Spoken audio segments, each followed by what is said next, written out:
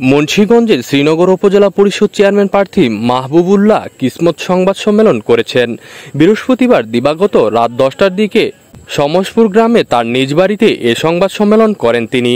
এ সময় তিনি বলেন, আমার বিরুদ্ধে প্রতিদ্বন্দ্বী প্রার্থী অপপ্রচার চালাচ্ছে, কেউ তার শ্রমিকদের কাজের টাকা দিয়েছে। সেই ভিডিও সামাজিক যোগাযোগ মাধ্যম সহ বিভিন্ন মিডিয়ার প্রচার দিয়ে আমার বিরুদ্ধে মিথ্যা অপবাদ দিচ্ছে।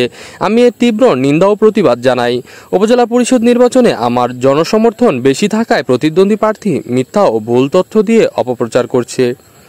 আমি দোয়াত কলম মার্কা যেদিন পেলাম সেদিন থেকেই প্রতিদ্বন্দ্বী প্রার্থী উপজেলা পরিষদ চেয়ারম্যান মশিউর রহমান মামুন তার কর্মীদের দিয়ে হুমকি ধামকি, ভয়ভীতি, গালিগালাজ ও আমার কর্মীদের নির্বাচনী প্রচারে বাধা দিচ্ছে। যার ভোট সে দিবে, জনগণ যাকে খুশি ভোট দিয়ে উপজেলা চেয়ারম্যান বানাবে। একটি শান্তিপূর্ণ নির্বাচন হবে, এটাই আমার প্রত্যাশা। আমার নির্বাচনী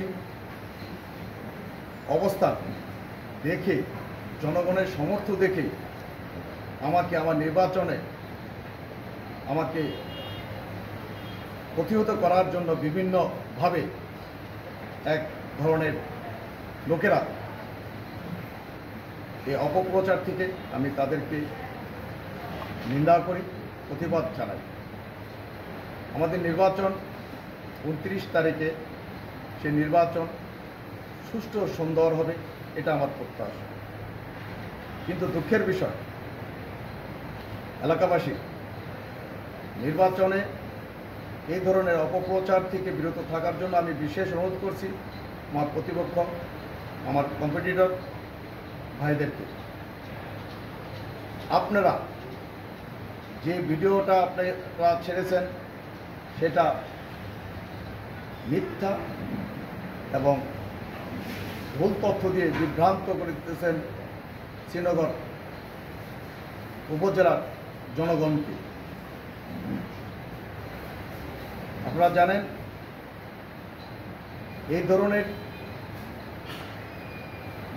সংবাদের মাধ্যমে প্রচার করা হচ্ছে, সেটা সম্পূর্ণ মিথ্যা।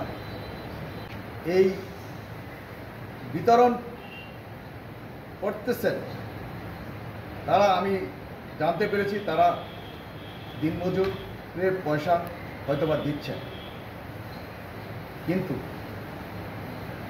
যিনি দিচ্ছেন তিনিও কিন্তু আমি শুনেছি যে এটা আমার মজুরির বিভিন্ন পয়সা আমি দিচ্ছি। আমাকে উল্লেখ বা আমার কথাও কিন্তু তিনি বলেন নেই। কিন্তু যারা প্রচার করছেন তারা কিন্তু আমার কথা লেখছেন। এটা সম্পূর্ণ মিথ্যা এবং ভুল তথ্য। যদি সত্য হয়ে থাকে প্রমাণ করেন, আমি এটা আপনাদেরকে শ্রদ্ধার সাথে জানাচ্ছি। তদন্ত করে প্রমাণ করে আপনারা এটা সঠিক তথ্য প্রকাশ করেন, তা না হলে আমি আপনাদেরকে তীব্র নিন্দা ও প্রতিবাদ করছি। এই যারা এটা প্রচার করেছে, আমার নির্বাচন খুব নিকটে, এটাকে এই ধরনের অপপ্রচার থেকে বিরত থাকুন। জনগণ ভালো থাকবে, সুস্থ থাকবো। সুন্দর নির্বাচনের মাধ্যমে নতুন একজন যেই হবে, জনপ্রতিনিধি হবে, এটাই আমার প্রত্যাশা।